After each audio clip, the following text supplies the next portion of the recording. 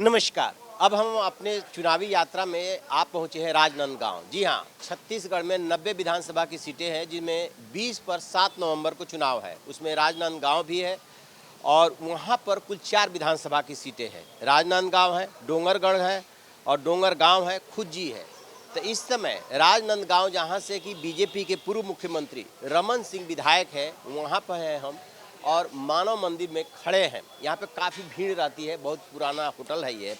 लोगों से बातचीत करेंगे कि क्या है चुनावी माहौल और कैसे इस बार के लोग जो है अपना वोट डालेंगे, क्या सोच रहे हैं, जो घोषणा पत्र आया है उसमें क्या है, उनकी अपेक्षाएं क्या है।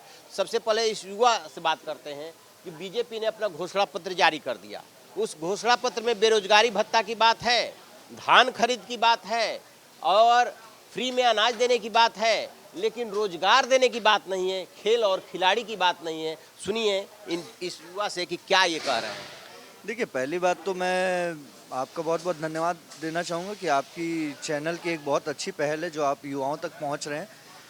कोई भी पार्टी हो जाए, आज की डेट में दोनों ही पार्टियाँ युवाओं की बात नहीं कर रही हैं। भीख के तौर पे वो बेरोजगारी भत्ता दे रही हैं। क्या बेरोजगारी भत्ते से किसी भी युवा का भविष्य निर्धारित होगा? मेरा ख्याल है तो बिल्कुल नहीं और होगा। खेल खिलाड़ी को लेके खेल खिलाड़ी, रमन सिंह जी यहाँ से विधायक हैं, मैं मानता हूँ उन्होंने बहुत अच्छे कार्य किए।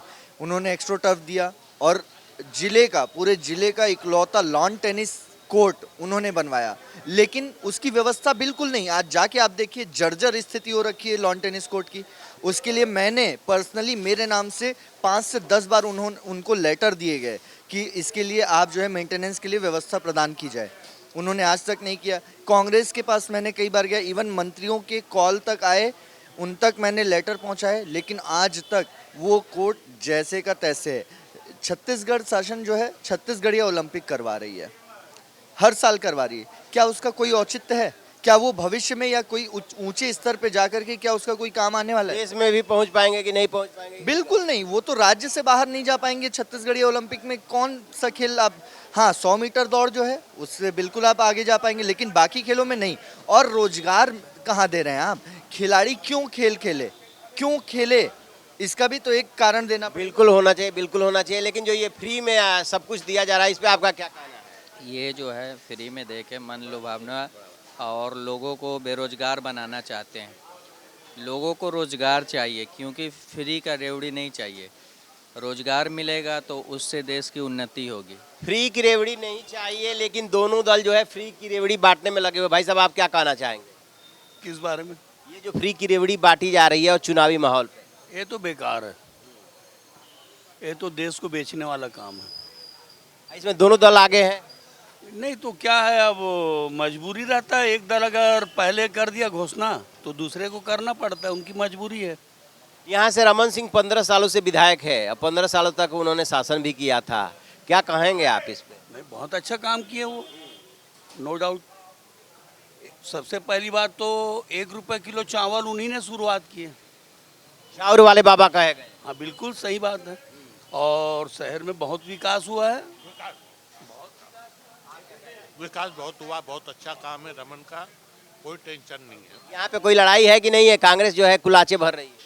वो लाचे ही भर रही है यहाँ, टक्कर दिया है। गिरीश भी अच्छा लड़का है, कोई टेंशन नहीं। बाकी भाजपा आना चाहिए यहाँ। रमन सिंह ने विकास किया है राजनांदगांव का। बेशक जो है वो पिछले चुनाव में बुरी तरीके से और जगह पे हार गए थे, ये सीट जीते थे। जिन भी सीटों पे चुनाव हो रहा है सिर्फ एक ही सीट है राजनांदगांव जहाँ पे कि बीजेपी है, बाकी सब जगह पे साफ हो गई थी। भाई साहब, आप भी कुछ कहेंगे?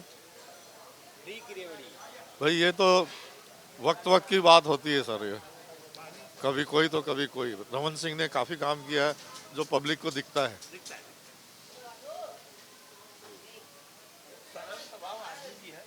बहुत सरल है। नहीं, एक बात ये आ रही है कि मतलब उनसे मिलना मुश्किल होता है, थोड़ा बड़े नेता।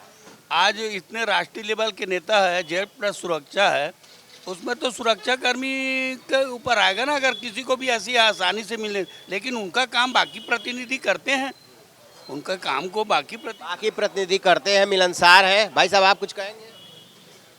रमन सिंह जी बहुत अच्छे हैं और यहाँ से उनका कोई मुकाबला नहीं है। रमन सिंह जी ही जीतेंगे यहाँ से। अच्छा, सरकारी कर्मचारी है, कोई बात नहीं।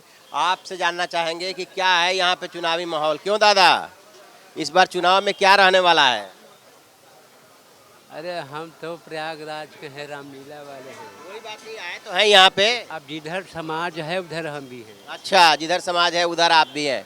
आप क्या कहना चाहेंगे भाई साहब कुछ चुनावी माहौल पे? यहाँ तो डॉक्टर रमन सिंह जीतेंगे, उन्हीं का गढ़ है और सब काम उन्हीं ने करवाया है 15 साल में। कांग्रेस ने यहाँ पर एक सड़क तक नहीं बनवाई राजनांदगांव में। अच्छा जी। तो एक बात तो बताइए कि जो ये फ्री की रेवड़ी बांटी जा रही है और इस मामले में कोई कम नहीं है, सब मतलब एक दूसरे से आगे निकल जाना चाहते हैं, ये कहाँ देश और प्रदेश को लेके जाएगा? ये तो इसकी शुरुआत तो कांग्रेस ने करी थी। 2500 रुपये में धान खरीद के मतलब वादा किए थे 2018 में। तो अब महंगाई भी बढ़ गई है तो अब बढ़ा भी दिए 600 रुपये, तो कोई बहुत बड़ी बात नहीं है। ये कृषि प्रधान राज्य है, यहाँ पर किसान लोग से ही सरकार बनती है।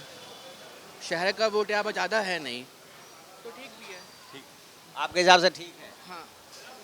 तो ये है यहाँ पे आप जो है आपका क्या कहना है ये जो फ्री की रेवड़ी बटी है? भाई साहब जो मौजूदा चुनावी माहौल है इस पे क्या कहना चाहेंगे? फ्री की रेवड़ी बांटने की होड़ लगी हुई है। देखो आप जैसे आप लोग बड़े लोग बोल सकते हैं कि फ्री का रेवड़ी है, पर मुझे नहीं लगता कि ये गरीब लोगों के लिए फ्री का रेवड़ी है, क्योंकि मैं किसान का पुत्र हूँ और पिछले 5 साल से देख रहा हूँ कि मेरे पिताजी बहुत खुश है योजनाओं से, उनका लाभ भी उनको मिल रहा है, चाहे वो आप बोलो कि डायरेक्ट तौर पे या इनडायरेक्ट तौर पे। तो मैं यही चाहूँगा कि परिस्थिति जो बन रही है वो काफ़ी अच्छा है और मुझे ऐसा लगता है कि ये चुनाव भूपेश के पक्ष में जा रहा है और जाना भी चाहिए, क्योंकि मैं तो सर्विस में था, मैंने एक देखा सर्विस वालों के लिए तो बहुत कुछ किया, हर एक सरकार ने किया, चाहे वो कांग्रेस हो चाहे बीजेपी हो। पर यहाँ पे जो छत्तीसगढ़ में जब से भूपेश आया तब से उन्होंने किसानों के लिए बहुत अच्छा किया है, और चाहे छोटे वर्ग किसानों के लिए मतलब धान खरीद, फसल उपज खरीद और कर्ज माफी। ठीक है। देखो आप, मैंने तो जैसे मैं उतना तो नहीं जानता क्योंकि फौज में था, तो मैं ज़्यादा पढ़ा लिखा भी नहीं हूँ, समझ जाओ 12वीं तक के पढ़ के चला गया। आने के बाद भले मैंने पढ़ाई किया और उसके बाद मैंने जो परिस्थिति देखा, जैसे सुसाइड के केसेस आप लोगों को ज़्यादा होगा, काफ़ी कम हुआ है। मुझे नहीं लगता कि इन 5 सालों में बघेल ने किसानों की सूद ली है और फ्री की रेवड़ी में आप कुछ भी गलत नहीं मानते हैं? नहीं मानते, क्योंकि दे तो रहे ना सरकार। हाँ।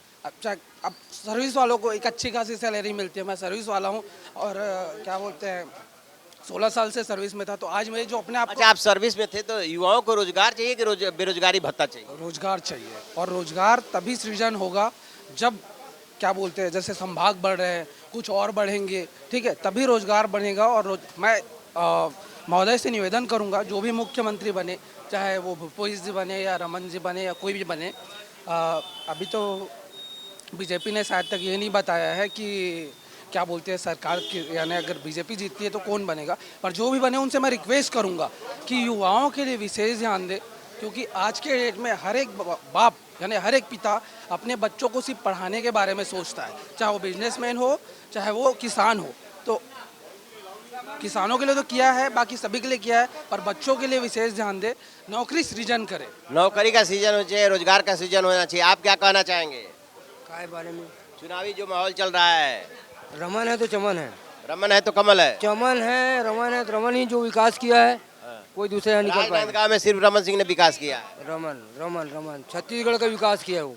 छत्तीसगढ़ बनाने वाले अटल बिहारी वाजपेयी, आज उनको आगे बढ़ाने का काम रमन ने किया है। युवा और इनसे राय जानेंगे, जो घोषणा पत्र आया है बीजेपी ने जारी किया है उसमें बेरोजगारी भत्ता की बात हो रही है, उसमें बहुत सारा कुछ देने की बात हो रही है। रोजगार पे सरकार मतलब पार्टी चुप है।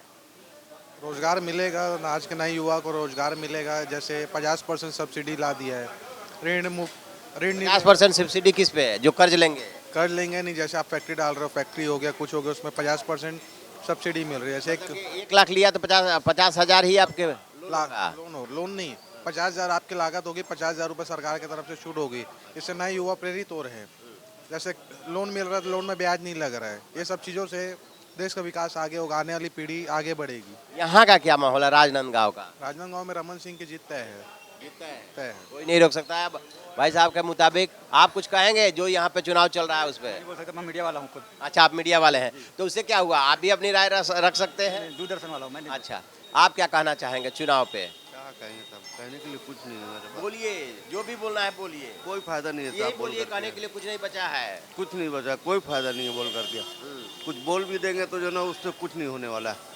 अच्छा, ये सोच करके चुप रहा जाए। नहीं तो और कोई रास्ता नहीं है ना, हम लोग गैरतमंद आदमी हैं, इज्जतदार आदमी हैं, और यहाँ बोलने का मतलब है कि जो है ना वो अपना जूता अपने सर पर वाला बात हो इस तरह जाएगा, का भी माहौल है, तो कोई फायदा नहीं है बोल करके। ये लोग करेंगे तो वही जो इनके मन में है। मन में आएगा। बहन जी, आप कुछ कहना चाहेंगे जो चुनाव चल रहा है इस पे? मैं नागपुर से हूँ असल में। अच्छा, आप नागपुर से हैं, इसलिए आप नहीं बोलेंगी। आप कह रहे हैं कि गैरतमंद है, अपना मतलब बोलना ठीक नहीं रहेगा। खैर, जो भी आपने यहाँ पे माहौल देखा राजनांदगांव के माहौल से, ये तो साफ लग रहा है कि रमन सिंह से लोग प्रभावित है कि उन्होंने काम किया है। लेकिन जहाँ तक फ्री की रेवड़ी बांटने की बात है, उसको लेकर के पढ़ा लिखा वर्ग जो है ना, इस बात से नाराज दिख रहा है कि आप फ्री की रेवड़ी मत बांटिए, रोजगार सृजन पे जोर दीजिए, खेल खिलाड़ियों पे जोर दीजिए, ऐसे काम नहीं चलेगा।